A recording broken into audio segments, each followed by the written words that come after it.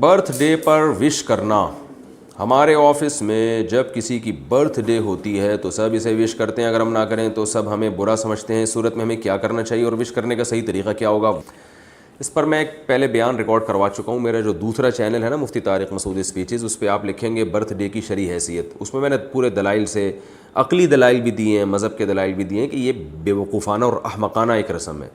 بلکہ جو لوگ مذہب مخالف ہیں ان میں بھی بہت سے برتھ ڈے کو نہیں مانتے, کہتے ہیں یہ ٹوپی ڈرامہ پتہ نہیں فضول سی کیا چیز نکالی ہوئی ہے لوگوں نے. تو یہ بالکل عقل کے خلاف ہے, اس لیے اس میں وش نہ کیا کریں آپ. ہش کیا کریں, ہش جو بھی کہنا مجھے وش کرو, ہش نکلو یہاں سے, فضول کام. اور کوئی کام کرو, شادی کرو تو اب مبارکباد دوں گا, آپ کی اولاد ہو گئی, آپ کی ترقی ہو گئی, انکریمنٹ لگ گیا آپ کے, یا آپ کی کوئی اور اچھی جاب مل گئی تو میں وش کروں گا آپ کو. یہ کیا اس دن آپ پیدا ہوئے تھے تو وہی والا دن آ گیا ہے, تو کیا ہو گیا بھائی, وہی دن آ گیا ہے. تو آپ تو قبر کے 1 سال قریب ہو گئے, آپ کی زندگی میں 1 سال کم ہو گیا, تو وش نہیں, آپ افسوس کریں. تو جب بھی کوئی کہنا کہ جی آج میری برتھ ڈے, آپ کہیں یار جتنی زندگی آپ لے کر آئے تھے مجھے بہت افسوس ہوا, اب اس میں 1 سال مزید کم ہو گیا, اب تھوڑے ہی دن رہ گئے میرے بھی اور آپ کے بھی, تو مجھے تو مبارکباد دینے کا دل نہیں چاہ رہا, بس اب ہمیں تھوڑا آخرت کی تیاری کر لینی چاہیے. اس طرح کی باتیں کریں.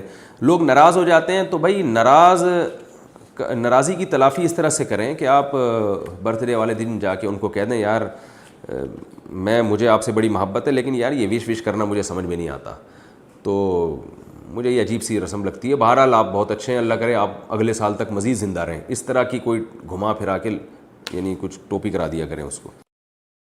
مرد کیسی انگوٹھی پہن سکتے ہیں؟ مردوں کے لیے انگوٹھی پہننے کا سنت طریقہ کیا ہے؟ نیز کتنے گرام کی انگوٹھی پہن سکتے ہیں؟ بھائی مرد صرف چاندی کی انگوٹھی پہن سکتا ہے اور اس کی مقدار بھی 4.374 گرام سے زیادہ نہیں ہونی چاہیے, یعنی اتنے گرام چاندی اس میں ہو, اس سے زیادہ چاندی نہ ہو. باقی اس میں اگر کوئی پتھر لگانا چاہے تو پتھر کوئی بھی لگا سکتے ہیں, لیکن یہ پتھر خوبصورتی کے لیے ہونا چاہیے. کوئی عقیدہ غلط نہ ہو کہ یہ والا پتھر لگانے سے یہ ہو جائے گا, جیسے آج کل لوگوں میں غلط عقیدے پھیلے ہوئے ہیں. تو چاندی کی پہن سکتے ہیں, اس کے علاوہ کوئی اور دھات نہیں ہو سکتی, نہ سونا, نہ پیتل, نہ تانبا, اور کوئی انگوٹھی نہیں پہن سکتے آپ. غسل واجب ہو تو کھا پی سکتے ہیں؟ اگر غسل واجب ہو تو کیا کھا پی سکتے ہیں؟ جی ہاں بھائی, کھا سکتے ہیں. جو آپ تربوز کھائیں گے نا اس کو نہلا کے کھائیں آپ, ٹھیک ہے نا. خود غسل ضروری نہیں ہے, جو چیز آپ کھا رہے ہیں نا وہ اس کا غسل ضروری ہے. پاکستان میں تو, آپ تو امریکہ میں رہتے ہیں, یہاں تو بہت ضروری ہے, کیونکہ گٹر کے پانی والی سبزیاں بھی مل رہی ہیں, ان میں اسپرے بھی ہو رہے ہیں, پتہ نہیں کیا ہو رہا ہے, لہذا اس کو تو بالکل اچھی طریقے سے غسل دیا کریں. یہ جو پھل فروٹ ہم کھا رہے ہیں پھر کھایا کریں, خود غسل ضروری نہیں ہے. ڈرامہ دیکھنے سے کیا وضو ٹوٹ جاتا ہے؟ کیا ڈرامہ دیکھنے یا ٹیلی ویژن پر کوئی چیز دیکھنے سے وضو ٹوٹ جاتا ہے اور دوبارہ وضو کرنا ضروری ہوتا ہے؟ نہیں جی, ڈرامہ دیکھنے سے وضو نہیں ٹوٹتا, البتہ بہتر ہے وضو کر لیا جائے. اور اگر خدا نخواستہ کوئی فحش سین کسی نے دیکھا ہے فلم میں یا ڈرامے میں اور اس کے جسم سے گندگی خارج ہونا شروع ہو گئی تو پھر وضو ٹوٹ جائے گا, لیکن ویسے صرف ڈرامہ دیکھنے سے وضو نہیں ٹوٹتا. البتہ بہتر یہی ہے کہ وضو کر لیں. کوئی بھی گناہ جب ہو وضو کے بعد تو علماء نے لکھا ہے افضل یہ ہے کہ وضو کر لیا جائے. تو ڈرامے میں اکثر آج کل ایسے ہی ڈرامے آ رہے ہوتے ہیں بے حیائی والے. لیکیوریا میں ہر بار کپڑا پاک کرنا ہوگا؟ میں نے لیکیوریا کے بارے میں آپ کی ویڈیو دیکھی تھی جس میں آپ نے بتایا تھا کہ ہر نماز سے پہلے پاکی حاصل کرنی چاہیے. تو اگر شلوار پر ناپاکی لگ گئی ہے تو کیا ہر دفعہ نماز سے پہلے اسے بدلنا یا دھونا ضروری ہوگا یا کیا حکم ہوگا؟